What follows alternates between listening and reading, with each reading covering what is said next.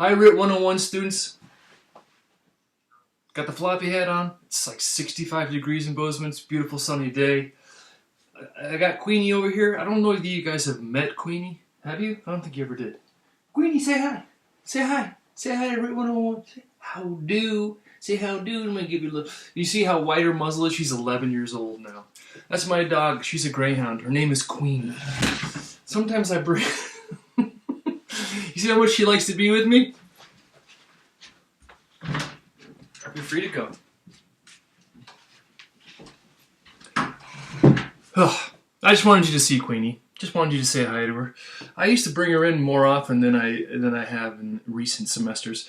Hi everybody, I hope you're doing well. I hope you're feeling okay. I hope that you're keeping your energy, keeping your spirits up. We're getting so close to the end. Today is April 9th. We have 15 days and then it's all over. I sent you a message talking about the mega essay. You can do the mega essay if you want to. You do one essay, it's long, it's deep, it's profound, it requires you to think a lot, write your best. 200 points for doing that. It's one essay and then you are done with RIT 101. You don't have to do that. You can just turn in the regular assigned essays that are due. The first one being the mind essay, which is due this Monday the 13th. The second one, the last one, being due on the 24th, and that's an essay on humor and satire. If you want to take me up on it, I think it might be fun for you. It asks you to think a lot, think hard. There's a wonderful essay that you might want to read anyway. Someone doing some deep thinking about this time of COVID-19, a time of being in a plague. No American citizen has gone through a pandemic before. This is a brand new experience for all of us. I've been looking around for people who are thinking deeply about it. Finally, I found this guy. His name is Charles Eisenstein. He wrote something called Coronation. That essay was given to you via email yesterday. I'm sorry that you don't get to do much grammar and usage. I just find it almost too difficult to continue to try to make documents that you can use and then practice from. It's more like an in-class activity, learning how to use the techniques of language. I want you to know that in D2L content, you can find a folder called the dash, and it's explained in 4 different documents. I have 2 of them here that are worth looking at. I think this one here, the M dash, explains typographically how do you do an M dash, and then gives you 3 purposes, three ways to use the dash. It's a great piece of punctuation. It adds a lot of flavor, it adds zest, it adds energy, it adds life, it adds unpredictability and fun to your sentence writing. I really encourage you all to use the dash. In fact, I'll give you extra credit if you do use the dash. If you use a dash in your essay and you boldface it in your essay, I'll give you extra credit for doing that. I don't know how much, 10 points or something? Use the dash. Don't overuse it. Don't overuse any of these tricks, but use the dash. When you're typing, you don't leave any space between the dash and the words that the dash comes in between. Like, look in the sentence here. And yet when the car was finally delivered, dash, nearly 3 months after it was ordered, dash, she decided, notice that delivered, the last letter is D, then there's a dash, then there's the letter N, that's the first letter of nearly. There's no space in there. You never hit the space bar.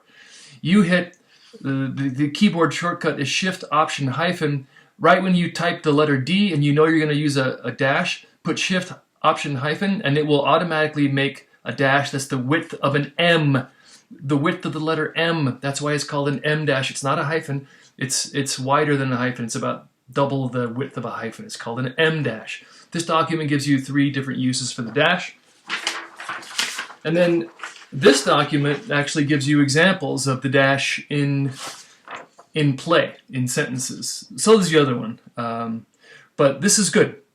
I think you should take a look at this stuff and learn from it, and then remember the uses of the dash and try using the dash in your writing, because it's a really fun thing to do, and I think that it's worthwhile. So if you're going to do an essay on the mind, it's due in, what is that, 4 days? Friday, Saturday, Sunday, Monday.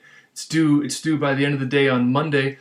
Plato, Sigmund Freud, Carl Jung. We haven't talked much about Carl Jung. Whoa, Carl Jung is so different from Freud, even though they were living at the same time. Just let me give you 3 minutes to think about some of the stuff that Jung talks about.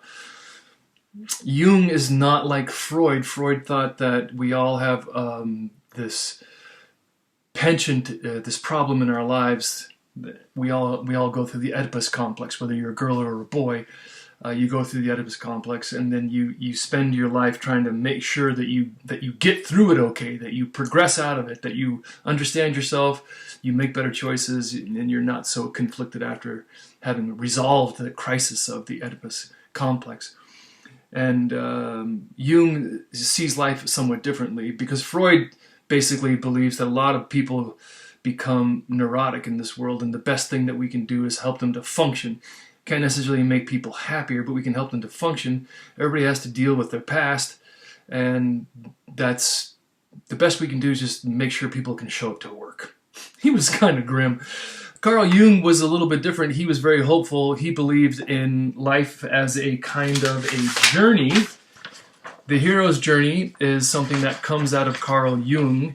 There is this is a really an interesting thing to keep in mind, that the hero's journey, whether you're looking at The Matrix, whether you're looking at Star Wars, whether you're looking at a Western, whether you're looking at some movie that you might mention that I don't know the title of, there's a cycle to stories. And this cycle is found in stories that are being told around the campfire in New Guinea, in Malaysia, in China, in South America, in India, in Europe, in North America.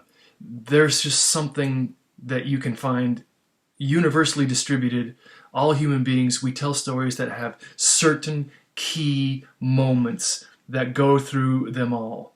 There's a cycle, there's a journey, there's a circle in a way, and this is distributed across the world. And Carl Jung says that's because we don't just have our personal unconscious, like Freud says, our unconscious wishes and desires that get us into trouble.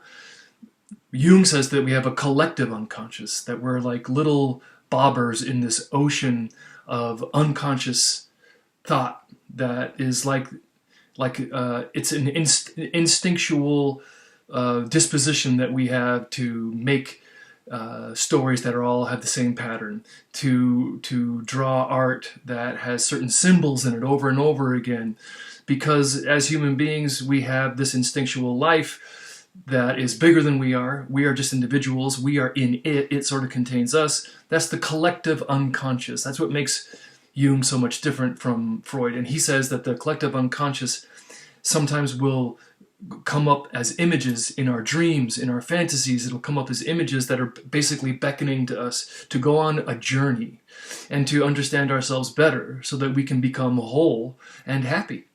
And he believes it's possible. He thinks it's hard, but he believes it's possible. Carl Jung is worth looking into. He's enormously influential, although his name is not on everybody's lips like Freud. That is just because he wasn't as scientific, supposedly scientific, as other thinkers in psychoanalytic branch of thought have been. But for my money, Carl Jung is definitely worth looking into. You have a document in the folder called Mind on Content. Look into that stuff. And good luck to you all. I hope that you are happy and well, and I will catch you later. Bye.